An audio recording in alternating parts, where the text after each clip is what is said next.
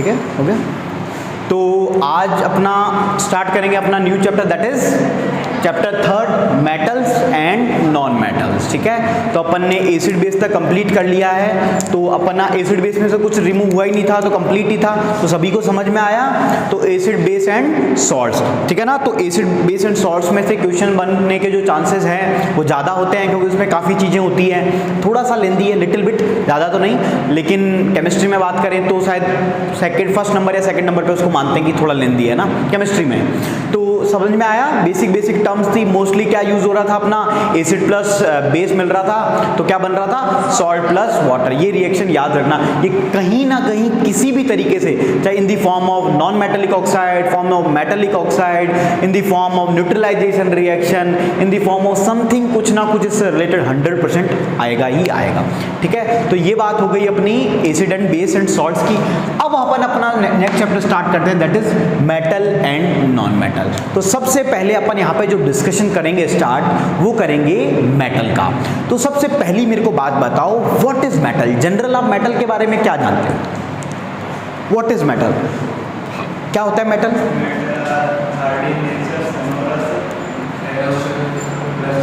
Lustrous. Metals का मतलब ये है कि भाई जो भी अपन जनरल लाइफ में चीज़ों को देखते हैं, चाहे आप जिस चीज़ पे बैठे हो, चाहे जिस स्टैंड पे ये खड़ा है अपना वीडियो का, कुर्सी, चेयर्स, तो क्या इन्होंने मेटल ही से तो स्ट्रक्चर स्ट्रेंथ आ रही है। अगर मेटल नहीं हो, चाहे ये बात कीजिए ये मेटल है, ये यहाँ पे मेटल लगा हुआ है ना, तो सब जगह क्या है, अल्टीमेटली मेटल का आपने बहुत यूज़ किया है। कई जगह सपोर्ट के लिए यूज़ किया है, कहीं बेसिक पर्पज़ के लिए यूज़ किया है, कई जगह बड़ी बड़ी शिप्स बन रही हैं, कहीं बड़ी बड़ी बसेस बन रही हैं, ट्रांसपोर्ट के लिए यूज़ कर रहे हैं। तो वहाँ पे अल्टीमेटली अपन क्या देख रहे हैं भाई, मेटल बॉडी को, चाहे आपका फैन का ब्लेड्स हो, चाहे किसी की भी थिंग हो, चाहे वॉच के अंदर मैं बात करूँ, यहाँ पे अगेन एक एल्यूमिनियम की या फिर स्टील की अपन यूज़ कर रहे हैं, स्टेनलेस स्टील आपने सुना हो। तो metal is a like important अपन देख रहे हैं सभी जगह, ठीक है ना। तो ये बात हुई मेटल की। तो मेटल, अब मेरे को बात बताओ, मेटल दिखने में क्या बड़ा लूज सा होता है, हार्ड होता है। हम जान रहे हैं कि भाई ये मेटल, सपोज ये आपका मेटल है ना, तो ये मेटल क्या है भाई, इसको गिराऊं, इसको ऐसे पत्थर से फेंकूं, गेट को पूरा बंद करूं, तो ये क्या है, स्ट्रॉन्ग है। तो सबसे पहली बेसिक प्रॉपर्टी मेरे को समझ में आ रही है कि भाई मेटल वीक नहीं है जनरली है ना, mostly 99%, exceptions are always there, नमूने आर ऑलवेज देयर, है ना। तो एक्सेप्शन मींस नमूने। तो बात करें मेटल की, तो मेटल क्या है, स्ट्रॉन्ग। मेटल नाम आते सबसे पहले अपने जनरल याद आता है लोहा, आयरन, एल्यूमिनियम, कॉपर, ये सब किसकी कैटेगरी में आते हैं, मेटल्स की।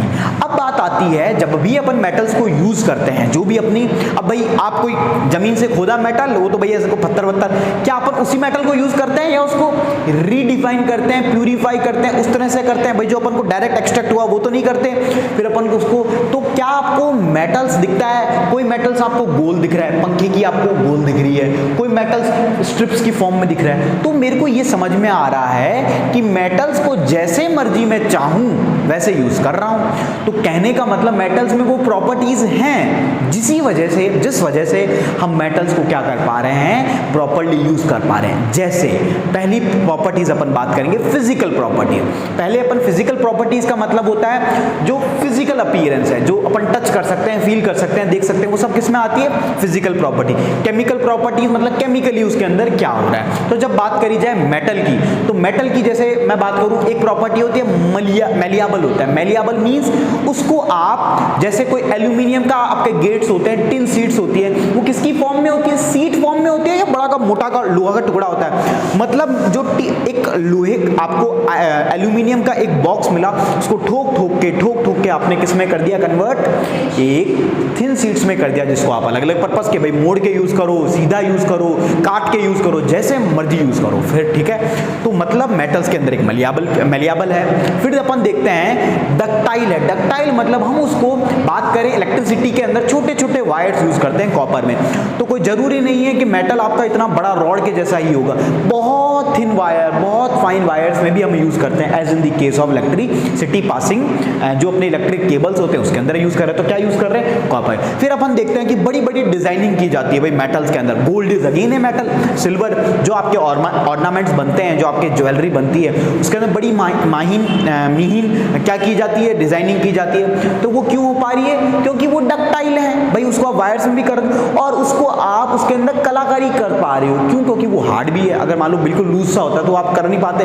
तो कहने का मतलब ये है, जैसे अपन अलग अलग यूज के हिसाब से मेटल्स को अलग अलग यूज करते रहते हैं, और कहीं अपन मेटल्स को, जैसे आयरन की बात कीजिए, कहीं आप उसे हैमर की तरह यूज कर रहे हैं, फिर कहीं आयरन को अपन जैसे सपोर्ट के लिए यूज कर रहे हैं, तो मेटल्स अलग अलग। उसी तरह फिर नॉन मेटल्स के अपने यूज है। तो सबसे पहले अपन मेटल को डिस्कस करेंगे, फिर नॉन मेटल में। ठीक है, तो बेसिक मेटल के बारे में एक बेसिक आइडिया लगा, व्हाट इज मेटल। तो बेसिक पहले मेटल के बारे में एक दो लाइन लिखिए, जानकारी बेसिक, फिर आगे बात करते हैं। लिखिए मेटल्स आर, हेडिंग डालिए मेटल्स, मेन हेडिंग है मेटल। लिखिए मेटल्स आर दी एलिमेंट्स, और मेटल से इलेक्ट्रिसिटी पास हो रही है इजीली, कॉपर से हो रही है। और जब आप अपना लोहे का बर्तन देखते हो, पानी जो पानी गर्म करते हैं, जो कुकिंग, वो भी अगेन मेटल का है भाई, आपका कोई स्टेनलेस स्टील का अलग अलग। तो मेटल किसको पास कर सकता है? इलेक्ट्रिसिटी को भी पास कर सकता है, तो हीट को भी पास कर सकता है। तो these are a good conductor of heat and electricity. तो लिखिए metal are the elements, metals are the elements that conduct heat and electricity, that conduct heat and electricity and are malleable। malleable की spelling आती है, ठीक है, malleable अभी लिखवाएंगे होता क्या है malleability अच्छे से, and ductile, full stop। Example are iron Fe, मतलब iron Fe, comma aluminium, aluminium is again metal, aluminium. Silver का फॉर्मूला क्या होगा तनु? Ag, है ना? अरे हाँ सॉरी, है ना, क्या Au गोल्ड का, Ag सिल्वर, सही तो बोला है। तो सिल्वर कॉमा सिल्वर ब्रैकेट में Ag लिख लेना, Ag comma copper comma gold भी मेटल है, कॉमा गोल्ड ब्रैकेट में Au comma platinum, platinum spelling बताऊं, प्लेटिनम, प्लेटिनम का symbol Pt, comma lead, lead का Pb, comma potassium, comma sodium, comma calcium and magnesium. तो ये सब किसके एग्जाम्पल हैं? मेटल के। तो इनमें सबसे महंगा मेटल कौन सा है तनु? गोल्ड। हाँ, तो गोल्ड है ना, गोल्ड नहीं है सबसे महंगा मेटल, प्लेटिनम है सबसे महंगा मेटल, ठीक है ना। प्लेटिनम है सबसे महंगा मेटल इस वर्ल्ड का, है ना, क्योंकि प्लेटिनम के जो ओर्स हैं वो गोल्ड से भी कम है, और इससे भी प्लेटिनम उससे भी महंगा, किससे? गोल्ड से। तो गोल्ड सबसे महंगा नहीं है, प्लेटिनम है सबसे महंगा, ठीक है ना। फिर नेक्स्ट पॉइंट लिखिए, metals are the element, metals are the element which form positive ions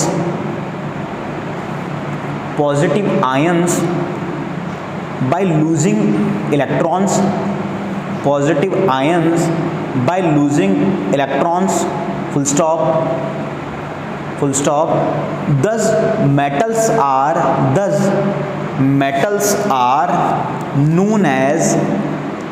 thus metals are known as electropositive element।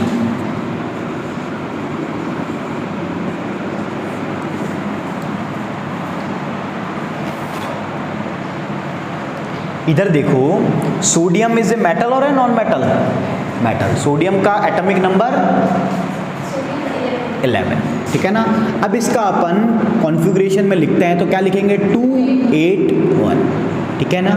अब ये जो 1 है ये क्या करना चाहेगा, कंप्लीट ऑक्टेट को फॉर्म करना चाहेगा। तो एक तो तरीका है कि ये 7 को गेन करे या फिर 1 को लूज करे। तो बेस्ट कौन सा है, लूज करना या गेन करना? तो ये क्या करेगा, 1 को लूज करेगा। तो इसकी जो वैलेंसी है वो क्या आ जाएगी, +1। तो जितने भी मेटल्स होते हैं वो जनरली क्या करते हैं, अपना जो लास्ट एलिमेंट है तो यूजुअली वो क्या करते हैं, लूज करते हैं। तो इस पे जो अपना सिंबल आता है वो कैसा आता है, पॉजिटिव। तो ये कैसे एलिमेंट्स हो गए, इलेक्ट्रोनेगेटिव या पॉजिटिव, इलेक्ट्रो पॉजिटिव। इस टर्म का समझ में आया। तो ये बात हुई जनरल मेटल के बारे में। अब लिखिए, नेक्स्ट हेडिंग डालिए, physical properties of metals.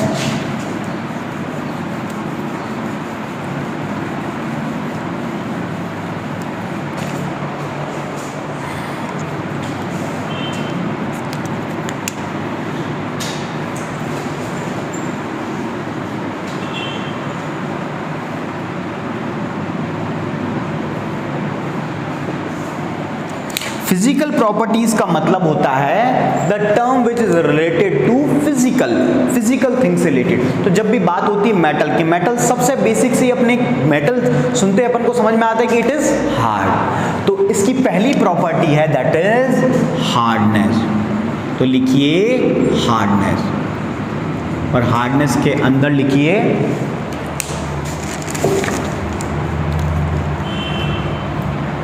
most of the metals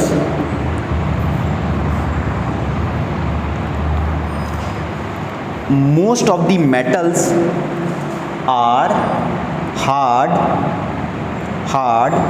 मैंने क्या लिखवाया, most of the metals are hard. मतलब जनरली मेटल्स कैसे होते हैं, हार्ड। लेकिन जब बात की जाए अल्कली मेटल्स, अल्कली मतलब क्या होता था, बेस रिलेटेड मेथड जैसे, तो अल्कली मेटल्स में कौन से आते हैं, सोडियम, पोटाशियम, ये सब क्या हैं, अल्कली मेटल्स हैं। तो ये सोडियम और पोटाशियम बड़े हार्ड होते हैं क्या, नहीं होते, चक्कू से भी कट जाते हैं, लेकिन होते मेटल्स हैं। तो जनरली बात की जाए metals are hard but exceptions are always there. तो ये नमूने हैं मेटल्स के। तो लिखिए metal, most of the metals are hard comma except alkali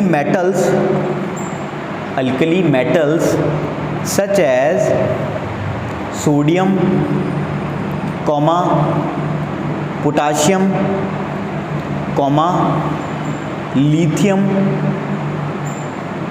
etcetera are very soft metals. बड़े सॉफ्ट होते हैं, बताया था ना। इसको जेब में रख लोगे तो जेब जल भी सकती है ना। Are very soft metals, full stop. These can be cut by using a knife।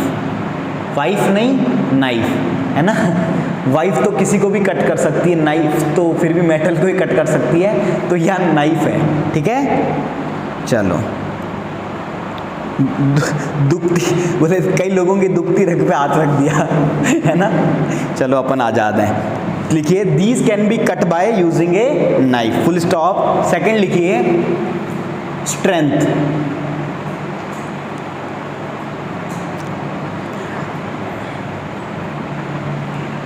ये बड़े कमजोर होते हैं, मजबूत होती है इनकी strength. Usually they are, strength इनकी मजबूत होती है। क्यों?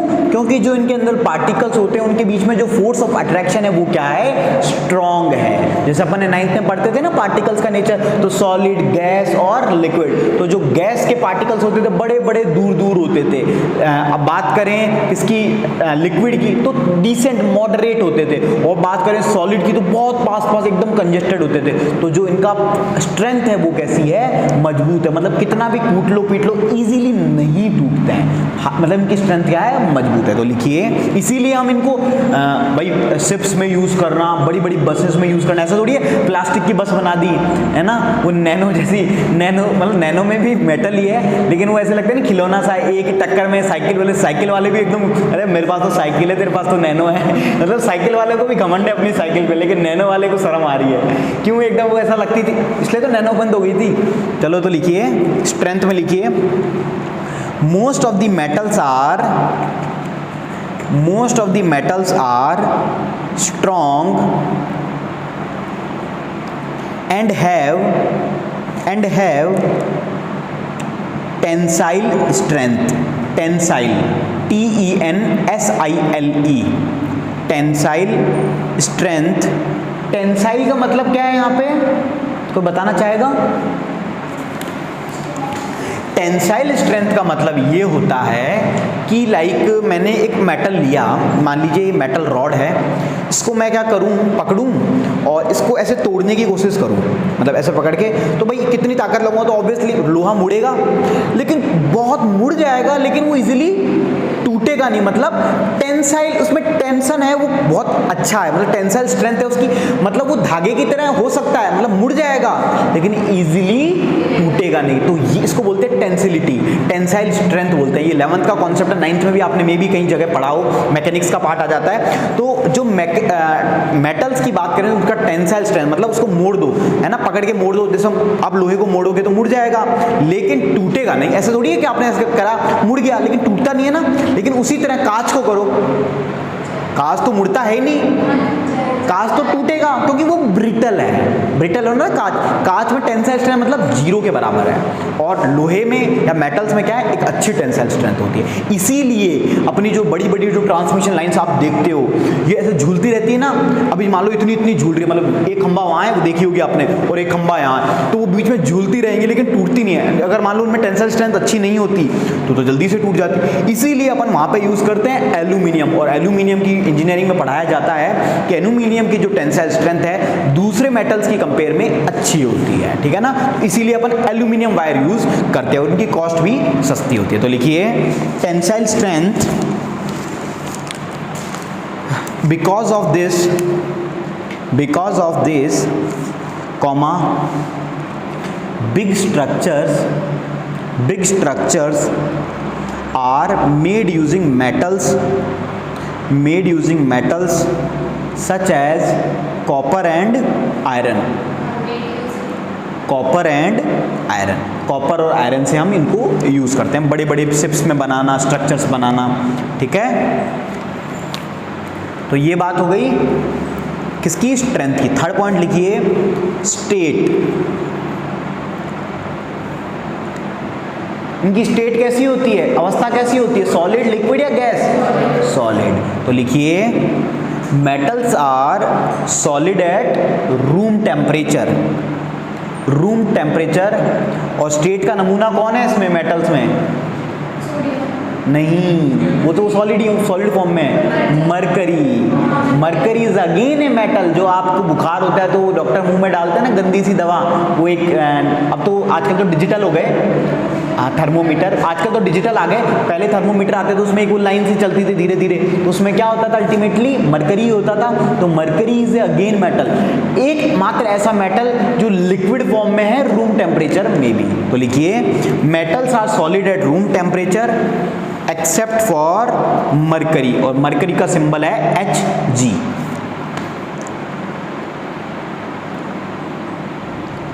फोर्थ लिखिए साउंड,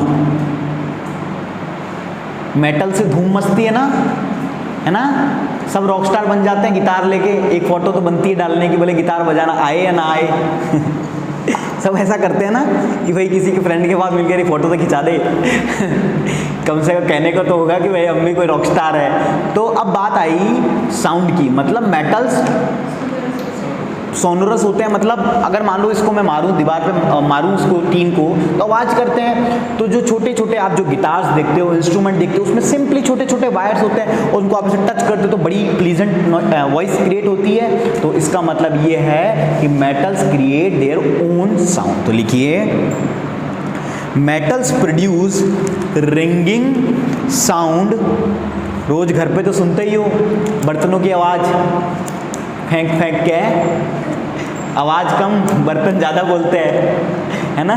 चलो भाई, metals have ringing sound, so metals are called sonorous, SONOROUS, sonorous, मतलब जो साउंड क्रिएट करे, full stop. Sound of metals is also known as, sound of metals is also known as metallic sound, metallic sound, full stop. This is the cause that electric wires, sorry, this is the cause that wires are use in making कौन से instrument, musical instrument, guitar, ये सब जो बनते हैं इसमें सब क्या होता है, म्यूजिकल इंस्ट्रूमेंट के लिए use in making musical instruments. ठीक है, 5th पॉइंट लिखिए, कंडक्शन।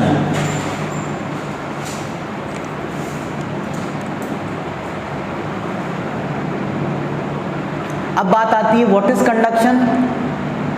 कंडक्शन का मतलब होता है किसी भी थिंग का एक जगह से दूसरी जगह ट्रांसफर होना। तो जब बात होती है इलेक्ट्रिसिटी की, तो इलेक्ट्रिसिटी मेटल्स के थ्रू पास होती है, तो can we say metals are the good conductor of electricity. Metals electricity के भी गुड कंडक्टर है, तो जैसे आपका पतीला है तो हीट के भी good conductor, it means they are both good conductor of electricity as well as the heat. तो लिखिए, metals are a good conductor of heat and electricity, full stop. This is the cause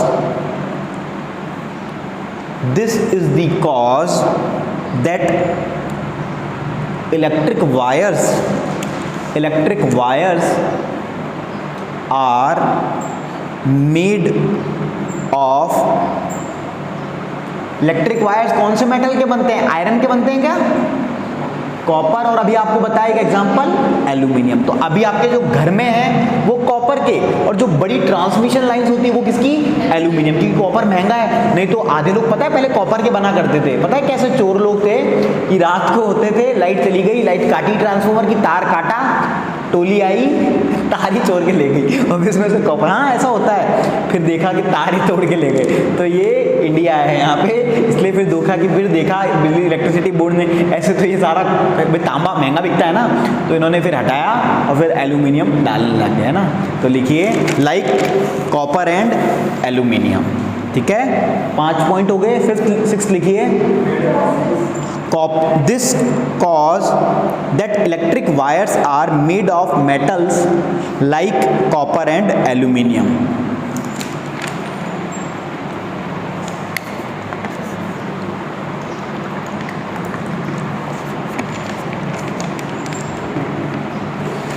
sixth लिखिए,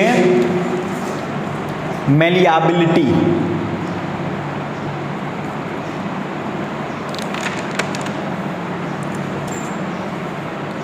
मेलियाबल का मतलब क्या बताया था अभी तनु, कि कोई भी मेटल्स को अपन क्या कर सकते हैं, थिन शीट में कन्वर्ट कर सकते हैं, तो उस प्रॉपर्टी को अपन क्या बोलते हैं, मेलियाबिलिटी। तो क्या हम मेटल्स को मेटल्स आर मेलियाबल, तो इट मींस उसके अंदर एक प्रॉपर्टी है, फिजिकल प्रॉपर्टी, दे आर मेलियाबल। इसी वजह से तो हम इसको इतना जो जनरली अपन यूज कर रहे हैं, डोर्स में, शिप्स में, आपके हाउसिंग में, आजकल आपने देखे होंगे एल्यूमिनियम की बिल्डिंग बनने लगी, उसमें कांच लगाते हैं और एल्यूमिनियम का पूरा स्ट्रक्चर होता है। जैसे आजकल सीमेंट वगैरह कम यूज करते हैं, जैसे बड़ी बड़ी कॉर्पोरेट जो ऑफिस बनते हैं उसमें क्या करते हैं, एल्यूमिनियम यूज करने, एल्यूमिनियम की रीलिंग यूज करने लग गए ना, तो इसलिए। तो लिखिए, metals are malleable, full stop. This means metals can be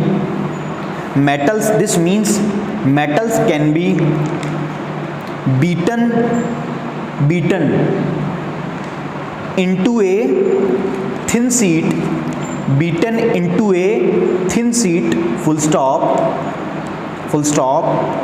Because of this property, Because of this property, iron is used in making, because of this property, iron is used in making big ships, buses, ये सब use कर सकते हैं, use in making big ships, जहाज बनाने में, plane बनाने में, है ना, कहीं भी यूज़ कर सकते हैं। ठीक है, नेक्स्ट लिखिए 7 point, ductility.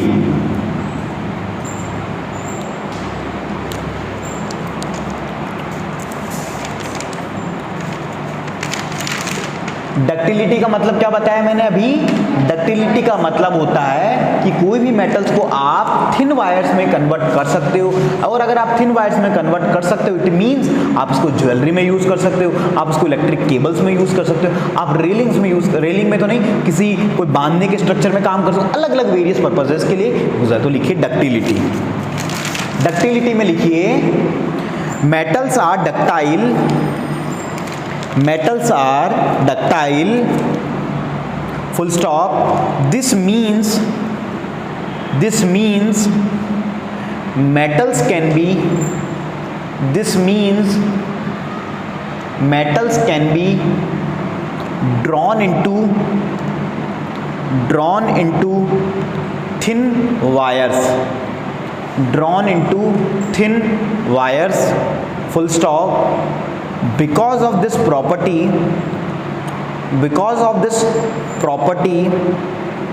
a wire is made of, because of this property a wire is made of metal। जो आपके तार होते हैं वो किससे मिलके बने होते हैं? with the help of metal। समझ में आया?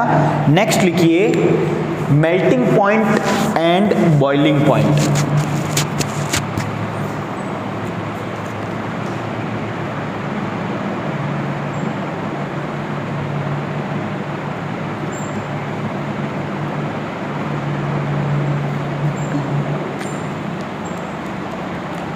अब इधर देखो, जब बात होती है मेल्टिंग पॉइंट क्या होता है और बॉइलिंग पॉइंट क्या होता है? बॉइलिंग पॉइंट क्या होता है? स्टार्ट्स बॉइलिंग या फिर स्टार्ट्स वो अपनी स्टेट चेंज कर रहे हैं ना, और मेल्टिंग में बॉईल करना स्टार्ट करता है, या फिर वीकेंड से एवेपोरेट होना लग जाता है। जैसे बात करते हैं पानी की, तो पानी कितने पे बॉईल होता है? 100 डिग्री सेल्सियस। और मेल्ट का मतलब होता है जब पिघल जाए, लाइक अपनी स्टेट ही चेंज कर ले, है ना। तो अब जब बात आती है मेल्टिंग और बॉइलिंग पॉइंट की, आप आयरन को लो, आप एल्यूमिनियम को लो, अपने गैस के सिलेंडर का जो ओवन होता है उसमें लगाओ, तब पिघल के पानी बन जाता है, लिक्विड फॉर्म में आ जाता है, रेड हॉट में बन जाता है, रेड हॉट हो जाता है क्या? बस रेड हॉट तक बनता है, क्या पिघल के नीचे गिर जाता है? नहीं गिरता। मींस इन मेटल्स का जो उसमें कितना टेम्परेचर होता है अपने घर के ओवन पे, like 100 to 200 degree Celsius upon generate कर लेते हैं, है ना। तो उस टेम्परेचर पे भी वो मेल्ट नहीं हो रहा है। तो कहने का मतलब ये है यूजुअली मोस्टली मेटल्स का जो बॉइलिंग और मेल्टिंग पॉइंट होता है वो क्या होता है? हायर होता है। जैसे अपना एक बल्ब के अंदर जो अपन यूज करते हैं टंगस्टन, उसका जो मेल्टिंग पॉइंट है अपन ने कितना बताया था इलेक्ट्रिसिटी में? 3700 के आसपास होता है। तो 3700 डिग्री सेल्सियस, टंगस्टन एक मेटल ऐसा है जो 3700 डिग्री सेल्सियस पे भी मेल्ट नहीं हो रहा है, तभी तो वो इलेक्ट्रिसिटी जनरेट कर पा रहा है। भाई लाइट मींस कि वो जब वो इतना गर्म होने के बाद इतना गर्म हो गया कि उसने लाइट फॉर्म में कन्वर्ट होना स्टार्ट कर दिया। तो लिखिए इसमें metals have generally high melting and boiling points। metals have generally high melting and boiling points। Bracket में लिखिए एक्सेप्ट, किनका मेल्टिंग और पॉइंट कम होगा? सोडियम का। हाँ, एक्सेप्ट सोडियम एंड पोटाशियम, वो तो थोड़े से टेम्परेचर में ही, रूम टेम्परेचर में जल जाते हैं, मतलब बॉईल करना स्टार्ट चेंज कर लेते हैं, अपनी गैसेस में हो जाते हैं, लिक्विड में हो जाते हैं ना, कर लेते हैं। तो लिखिए except sodium and potassium metals which have low melting and boiling point, low melting and boiling point, full stop. ठीक है,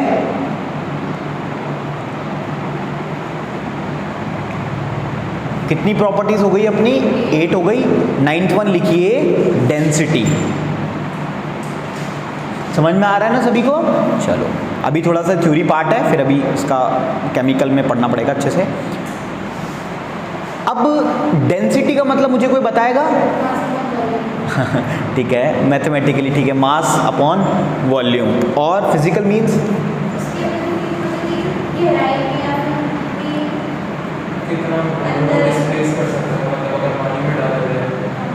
तो कितने, हाँ सही है, सही है ना, कितने वाटर को डिस्प्लेस कर सकता है।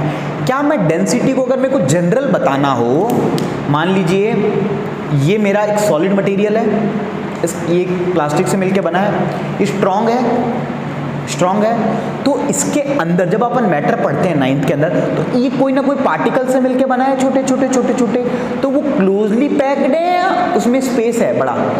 क्लोजली पैक्ड है। ठीक है, और फिर मैं बात करूं लाइक कोई लिक्विड है, लिक्विड के अंदर जो पार्टिकल्स हैं वो स्पेसेस में है, तभी तो अगर मैं इसको कहीं भी, जैसे मान लो इसको मान लो कंप्रेस कर दूं, कंप्रेस भी नहीं हो रहा, मतलब इसके जो अंदर जो पार्टिकल्स हैं वो हाईली डेंसिफाइड है। जैसे मैं बोलूं मेरे सर पे जो बाल हैं इनकी डेंसिटी, अपन एक टर्म यूज करते हैं, बड़ी डेंसिटी तेरी बड़ी अच्छी है। डेंसिटी मतलब उनके बीच में क्लोजनेस कितनी है। कईयों के लाइक होते हैं बाल बड़े उड़ने लग जाते हैं ना, कि बड़े या डेंसिटी कम हो रही है, ऐसा होते अपन बोलते हैं ना कि बाल उड़ रहे हैं, तो कहते हैं कि डेंसिटी क्या हो गई, बालों की कम हो रही। तो डेंसिटी मीन्स कितनी क्लोजनेस है, पास। फिर बात करते हैं लिक्विड की, तो लिक्विड में डेंसिटी जो पार्टिकल्स की वो कितनी है, पास में या दूर है?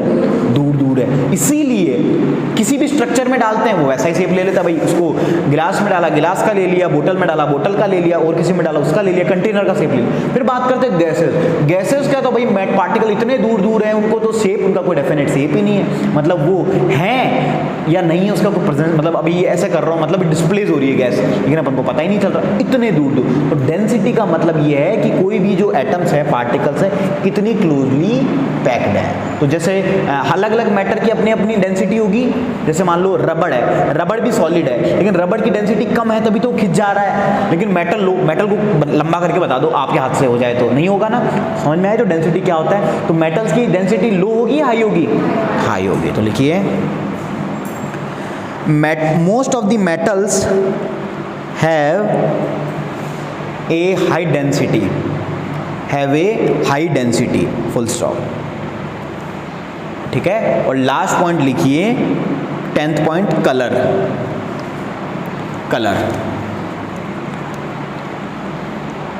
फिर कलर में अब मैं बात करूं, जो मेटल्स जनरली होते हैं इनका जो कलर होता है जनरली कैसा होता है? लस्ट नहीं, इनका जो कलर की मैं बात करूं यूजुअली, हाँ मतलब ग्रे ब्राउनिश टाइप का होता है। तो हम इनको कहेंगे कि यूजुअली जनरल ग्रे होता है, लेकिन फिर आप इनको ऑक्सीडाइज करते हो, जला लेते हो, या फिर इन पे कोई पेंट कर देते हो इनको। आपने कॉपर प्लेटिंग होती है, एक टर्म सुना होगा, थर्मो, जैसे कारों पे जो पेंट होता है ना, कितने चमकते हैं, तो वो कोई मेटल का कलर थोड़ी है, वो तो आपने अलग से पेंट किया है, तो वो उसका कलर है, ना कि मेटल का। तो लिखिए हाँ प्लेटिंग होती है। तो प्लेटिंग से क्या होता है कि अल्टीमेटली एक बड़ा ही क्लीन सा सरफेस आ जाता है, शाइनी अपीयरेंस आ जाती है। 8th में अपन पढ़ते हैं, तो वो बोलते हैं इलेक्ट्रोप्लेटिंग बोलते हैं, ठीक है ना। तो लिखिए इसमें most of the metals are grey in colour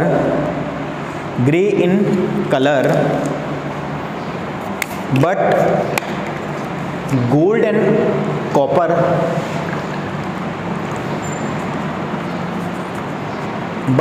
and copper are exception. Gold and copper का कलर, कॉपर का ब्राउन और गोल्ड का येलोइश।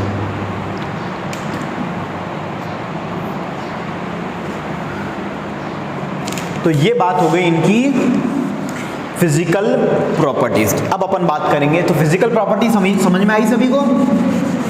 चलो भाई,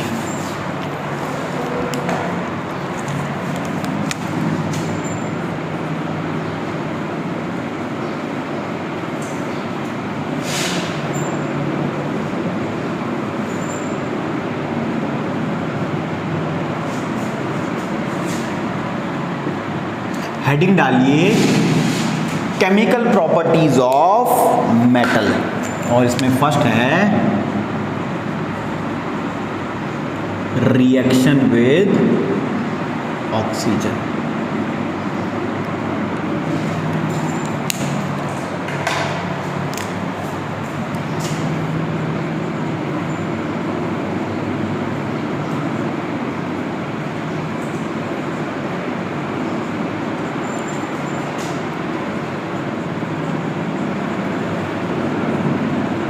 ऑल्दो ये अपन ने पढ़ रखा है तो आपको ज़्यादा मुश्किल आने वाली नहीं है।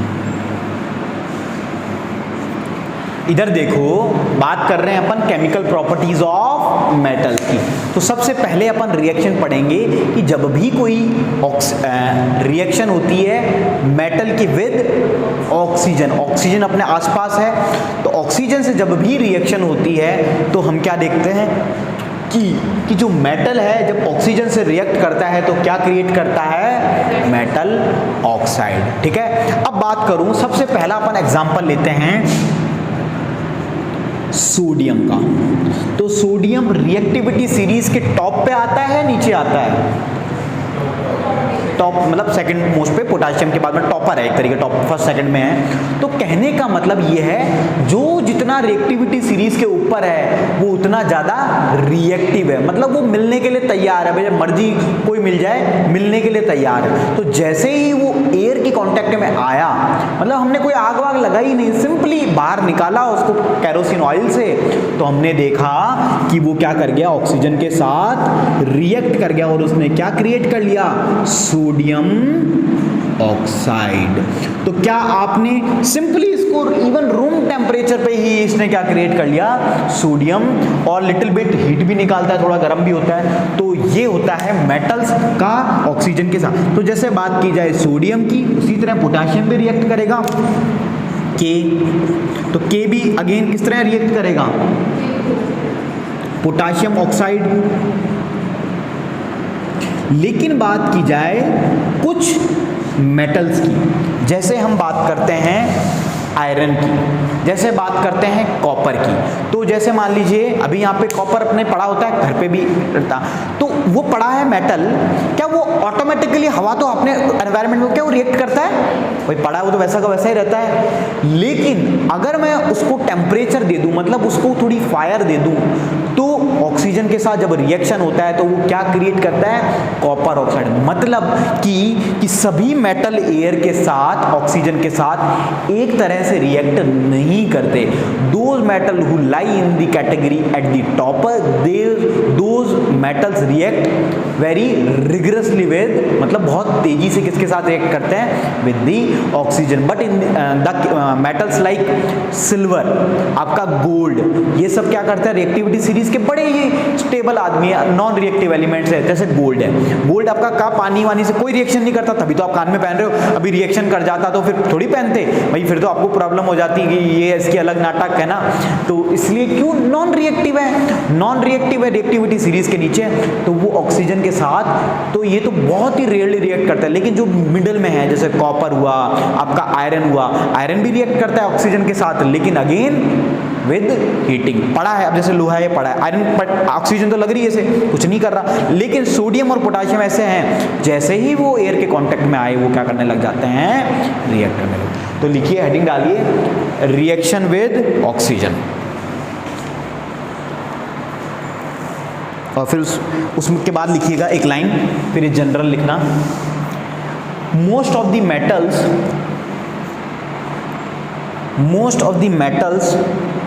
form respective metal oxide when reacting with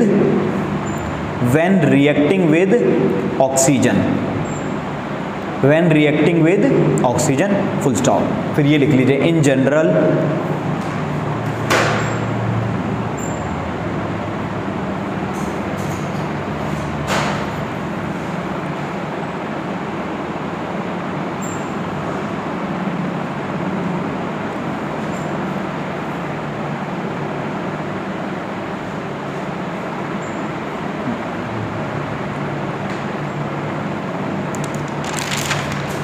हाँ फिर लिखो एग्जाम्पल, और एग्जाम्पल में पहली ऐसे डैश डालिए और लिखिए reaction of potassium with oxygen, फिर डैश करके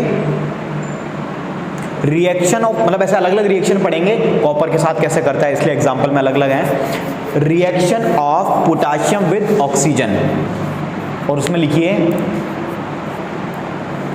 पोटाशियम मेटल फॉर्म्स, क्या फॉर्म किया इसने, पोटेशियम ऑक्साइड, तो potassium metal forms potassium oxide when reacts with oxygen, ठीक है। और फिर इसमें ये वाला एग्जांपल लिखिए K+O2 K2O,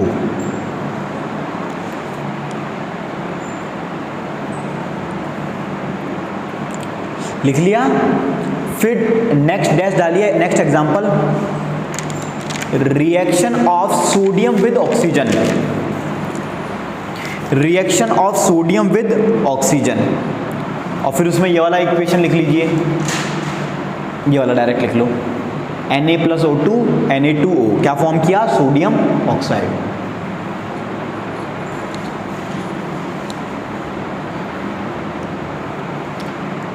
लिख लिया, हो गया।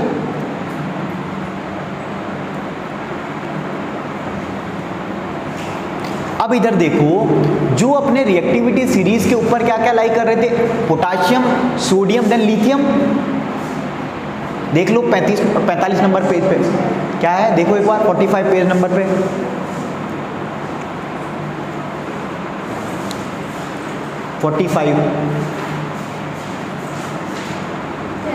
कैल्शियम है ना। लिथियम कहाँ पे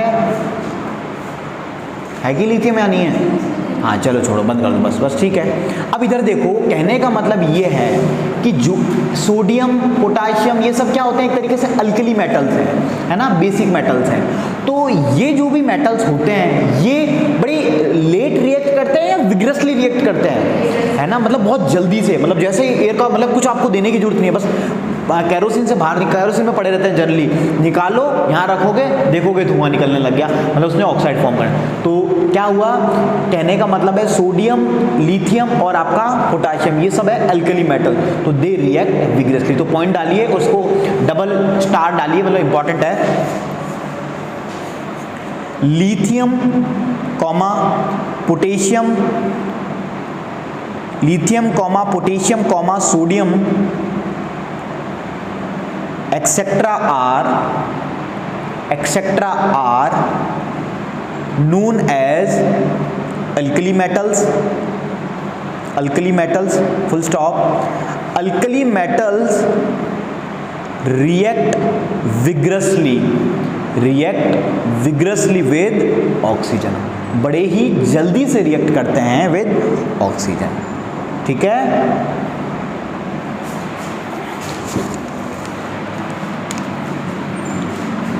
फिर एग्जाम्पल में लिखते हैं रिएक्शन ऑफ कॉपर,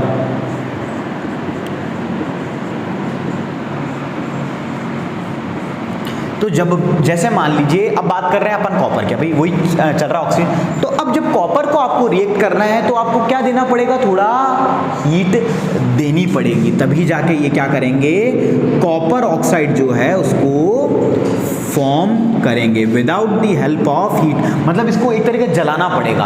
और कॉपर ऑक्साइड क्या होता है, कॉपर पहले ब्राउनिश होता है, जैसे ही जलता है इसका कलर क्या हो जाता है, चेंज होता है, मतलब ब्लैक हो जाता है। जलने के बाद यूजुअली थिंग्स का कलर कैसा होता है, तो आप चाहो तो कॉपर की एक छोटी सी पत्ती लेना और कभी चिमटे से पकड़ के जला के देख लेना, उसका कलर कैसा हो जाएगा, ब्लैकिश हो जाएगा। इट मीन्स उसने क्या फॉर्म कर लिया है, कॉपर ऑक्साइड। तो लिखिए रिएक्शन ऑफ कॉपर में, लिखिए copper does not react oxygen with oxygen at, copper does not react with oxygen at room temperature, but when burnt, मतलब जलाया जाता है, but when burnt in air it gives copper oxide. Copper oxide.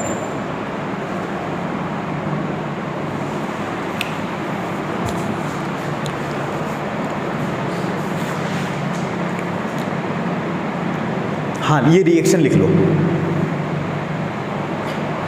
Balance करोगे तो क्या आ जाएगा, 2Cu इधर और उधर 2, सही है ना। अब देखो ये हो गया। अब मेरे को बताओ, अब बात करते हैं अपन सिल्वर गोल्ड की, है ना, जो ऑर्नामेंट्स में। तो आप सुनार की दुकान पर गए हो सभी कभी, ज्वेलरी शॉप पे, तो उसको जलाते हुए देखा है? तो नहीं देखा ही नहीं? अच्छा चलो, सीधा दुकान से खरीद के लिया, बोले भैया भाव बोलो आपको, है ना। चलो देखना चाहिए वैसे, है ना। बड़ा मेरे को बड़ा मतलब मैं चल जाता था पहले, मतलब बहुत छोटे थे जब, अब तो नहीं जाते। तो मतलब वो बनाता रहता था ना मम्मी के साथ या किसी के साथ, नानी के साथ, ऐसे बैठ के से देखते रहते थे वो, मतलब अच्छा शोरूम, अच्छा आप तो सब शोरूम जमाने वाले लोग हैं, हम लोग पहले बेसिक वाले लोग हैं। तो पहले शोरूम वोरूम का कल्चर इतना नहीं होता था, अब थोड़ा ज़्यादा हो गया ना कि आजकल तो आपको फैक्ट्री मतलब बने बनाए दिखा देते हैं डायरेक्ट, है ना। तो क्या होता है कि लाइक अब यहाँ पे क्या यूज मेटल्स होंगे, सिल्वर और गोल्ड।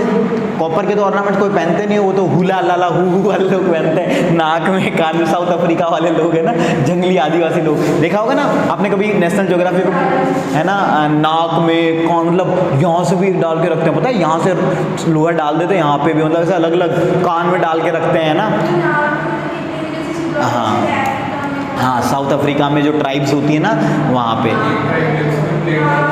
हाँ, तो अब देखो, हाँ आँख में भी लगाते हैं, ऐसे अलग अलग होता है। तो अब वही वो तो स्पेशल है, अब इतना तो अपन से ना हो पाएगा। तो अब बात करते हैं, तो जब भी अपन ज्वेलरी की शॉप पे जाते हैं तो ये जो मेटल्स अपन यूज़ करते हैं, कॉपर सॉरी सिल्वर और गोल्ड। तो जब बात होती है सिल्वर और गोल्ड की, तो मैं ये कह रहा हूँ ये रिएक्टिविटी सीरीज के सबसे निचले स्तर पे है, निचले light down the reactivity series. तो ये इजीली रिएक्ट करते ही नहीं है। मतलब आप अपना ये लोहे का क्या हमारे गजब बेइज्जती है, ये सब नकली जो आपने पहन रखे हैं ना, है ना, सब 50 रुपए की 2 जोड़ी है ना। बोले सर हमने तो 3000 का बनवाया है, क्यों बेइज्जती कर रहे हो, है ना। तो अब वो फर्क क्या पड़ता है, वो भी ऐसा ही दिखता है। नकली कौन सा पता है, जैसे शादी में जो दुल्हन पहन के बैठी होती है सारी नकली ज्वेलरी होती है ना, तो किसको क्या पता चलता है ना कि ठीक है, बोले एक दिन फोटो वोटो खिंच गई। तो अब ऐसा होता है। तो ओरिजिनल जो है, नकली वाले की बात नहीं हो रही, ओरिजिनल, नकली को मत लगाना तो सब कलर उड़ जाएगा। तो जो ओरिजिनल है उसको आप अपने जो सिंपल जो गैस होती है, ओवन होता है, उस पर आप डालोगे तो कुछ रिएक्ट ही नहीं हो रहा है। क्यों रिएक्ट नहीं हो रहा है? क्योंकि ये लीस्ट रिएक्टिव एलिमेंट्स है, चाहे आपका कॉपर लो चाहे आपका फिर कैसे होता है, मतलब इवन हाई टेम्परेचर पे भी ये रिएक्ट नहीं करते हैं। फिर ज्वेलरी वाले कैसे काम करेंगे भी, कैसे पिघालते हैं? तो वो आपने देखा होगा, वो क्या करते हैं, एक गैस की उनके पास पाइप होती है, सिंपली अपनी गैस होती है, लेकिन वो उसके टिप को बड़ा छोटा कर देते हैं। तो उससे जो गैस का जो प्रेशर आता है ना उस पर, जो फायर का, वो बहुत तेज हो जाता है। तो फिर तेज होने के बाद वो थोड़ी सी पिघलती है और फिर उसको बीट करते हैं। मतलब पिघल जाती है लेकिन रिएक्ट नहीं करती है, मतलब वो मेल्ट हो जाती है लेकिन ऑक्सीजन और इनके साथ रिएक्ट नहीं करती, even at high temperature. React करती है बहुत ज़्यादा पे, लेकिन हाई टेम्परेचर देने के बावजूद भी रिएक्ट नहीं करती। तो लिखिए नोट करके point,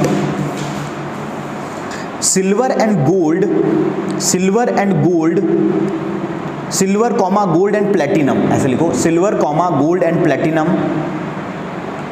do not combine with oxygen, do not combine with the oxygen of air even at high temperature,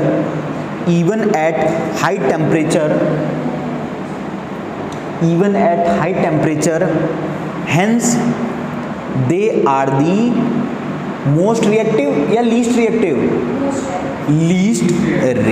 least है ना, कम रिएक्टिव है। तो ये बात हो गई अपनी रिएक्शन विद ऑक्सीजन। अब एक फटाफट लिख लो बस जनरल, फिर इसका डिस्कशन कल कर लेंगे।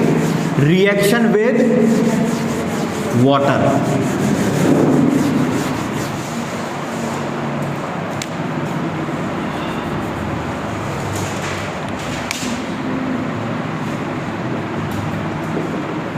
तो जब बात करें जो आपका मेटल होता है इन जनरली,